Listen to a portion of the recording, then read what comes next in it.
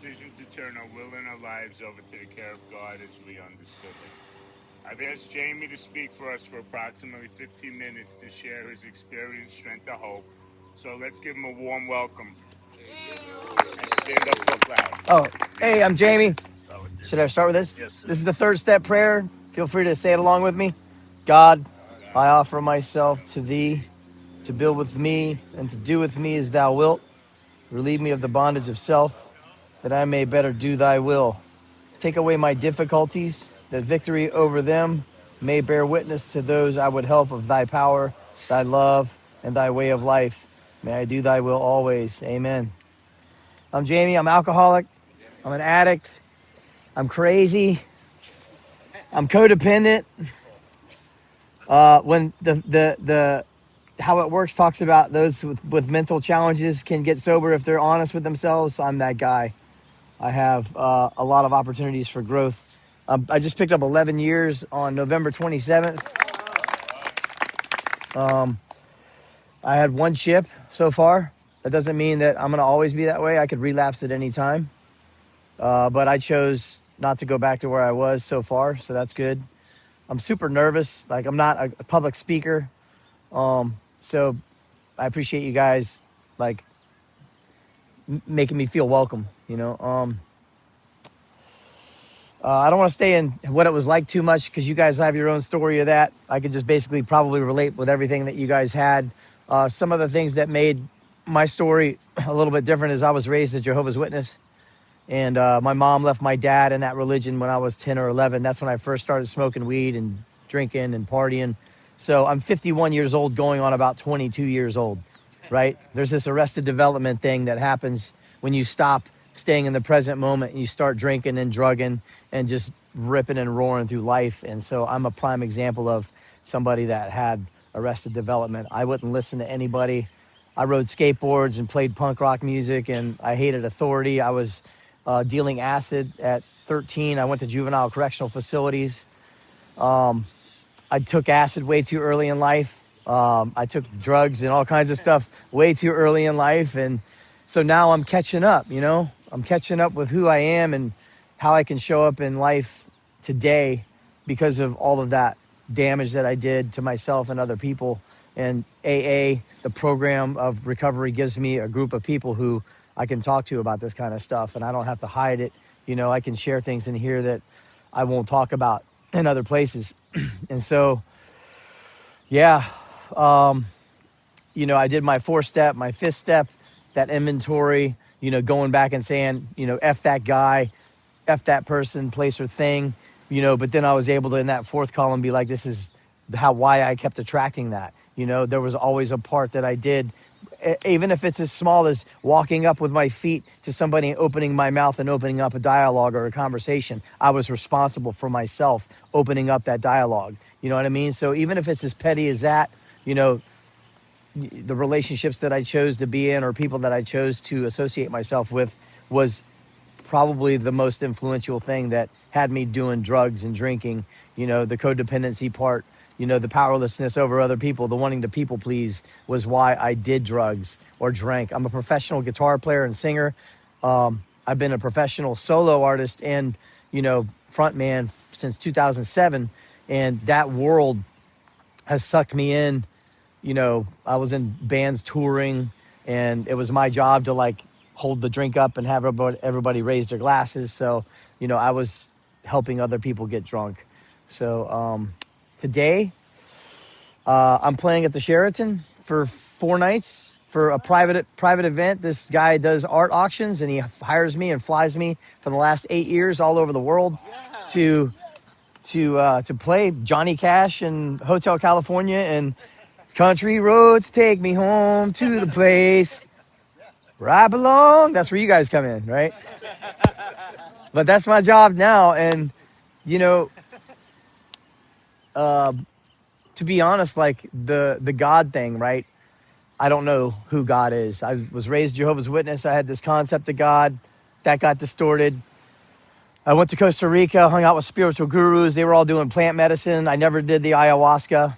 You know, I respect those medicines. They're way beyond where I need to go. I believe that I'm not a good fit for that stuff. But I did hang around with a lot of people that did that stuff, psilocybin mushrooms, and you know, there's if that was a good fit for them, I know myself and my personality and my, you know, my faculties around that stuff. Well, I'll take off running with that stuff, and so I was able to you know, ride the wave of spirituality through different belief systems, Buddhism, you know, Taoism, and spirituality, and like God shows up in many forms. I open myself up to just complete love, unconditional love. I got baptized, you know, on August 24th. So, you know, Christ holds a special place with me. Like there's all kinds of these ideas about God, but you know, I come to these meetings because the spirit of sobriety is palpable. It comes through you guys. Like I can hear it through the way that you guys share. If I were to sit down in this meeting and not say anything, all of you guys would say everything that I'd want to share, right? It's like this frequency or this, right? And this channel that we all have. And for that, I'm grateful. So I don't want to micromanage the God thing. It means different things for different people. And that's what I love about this program is that we have an opportunity to find our own relationship with that. It doesn't have to be, you know, any particular name or thing. And so that's why I'm still here, you know, because I grew up in a cult. So I would be running the other way. So that's God. God is here and shows up in a form that I can accept. And that's good enough for me for right now. And today I have 3 Oxford houses, 27 souls. 9 of them are women. And then I have 2 other houses. The only way I've been able to do that is because I stayed sober. I got sponsees. I worked the program. I have an amazing career. I've learned how to manage my money. I've learned how to, you know, not just not drink, but not spend impulsively, like alcoholism, addiction. This whole program addresses more things, as you know, than just drinking. And so I've become a better person one day at a time, 2% increment every day for 11 years. And today I'm a different man. I'm a different human. Like my body has become, you know, it's morphed, and my spirit has morphed, and my personality has morphed over the years because of these small incremental things that I do. Sometimes I'll go to 4 meetings a day because I need 4 meetings a day. And it's medicine for me. And yeah, I was one of those guys that was staying up for 5 nights and seeing shadow people and losing my mind and burning bridges. And it was more than just alcohol for me, guys. It was depression. It was insanity. It was poor little old me. It was narcissism. It was egoism. It was all of those things. And this program and the people in it helped me to address all of that stuff. You guys aren't judging me because I'm talking about something other than alcohol. You're open to the fact that, you know, as a human, and the human condition comes with imperfections of all kinds. And, you know, I have all of them. It's not just one. I've got them all. And if I don't keep myself in check, if I don't call my sponsor, if I don't get up and come to the 6:30 meeting, you know, or 7 a.m. meeting and watch the sunrise, it's liable that I'm going to go back off the rails again. And so this place, how much time do I have? Whenever you do. Okay. So this place gives me an opportunity to check in with how much time do I have? Am I talking too much? Is it more? Minutes. Okay. Is it all about me, right? Because I could go off on me all the time, right? But how am I bringing value to the group? You know, so these are like states or ways that I think about life today. Am I bringing value? Am I of service? Am I making things better? Is my mouth, when it opens up, bringing something, you know, that's going to be useful? Or is it going to be ego? Is it going to be like, you know, me? And so that alone by itself helps me to stay grounded and humble and right sized. Because some days I'll come in these meetings and I'll be a 9, you know, and some of these meetings I'll come in and I'll be a 2. So in that case, if I'm a 9, I'm going to go find somebody that's a 2 and bring them up to a 5. Or if I'm a 2, I'm going to go find somebody that's a 9 and bring, you know what I mean? Bring me up to a 5. And so that's kind of how I see the ecosystem of these rooms, and, you know, real human beings having real human experiences. You know, I'm nobody special, even though I play guitar and sing for a living. Like as soon as I'm off the stage, I take the show off the stage. You know, and I go out the back door. I'm not there going, yeah, I'm awesome. And like, I used to relish in that, like, oh, you're so amazing and this and that. And it's just like, it's egoism. I don't need that. I don't want that. I mean, I'm grateful for it. Thank you so much. But that shit will go to my head. And next thing you know, I think I'm the most important guy in the room, and then all of that stuff just comes crumbling down. Next thing you know, I'm doing shots, and then that leads to other things, as you know. And then the sun's coming up, and the birds are chirping, and I'm hating life. So there's many different things that can go wrong with this human right here if I get off on the wrong foot or say the wrong thing, or you know I have many opportunities for falling. So if I don't come to these meetings, if I don't tell on myself, I'm messed up, guys. Like, I've got so many things that I'm struggling with right now. I'm carrying the weight of the world because of my family.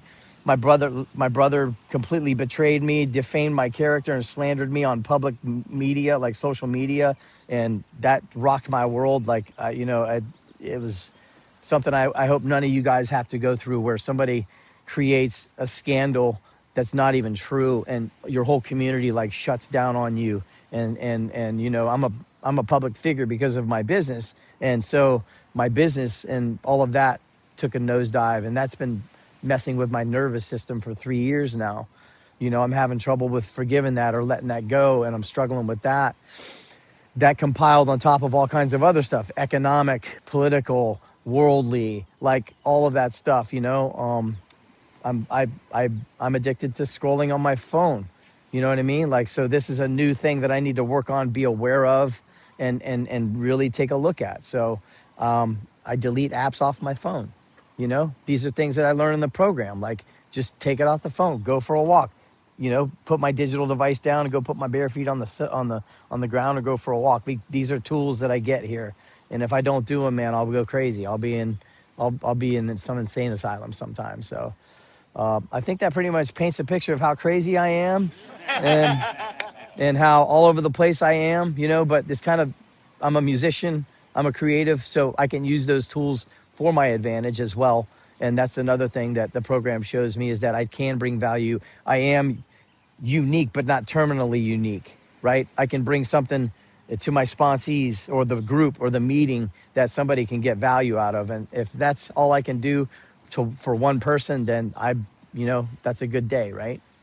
I think that's about all I got. Tremendous speaker.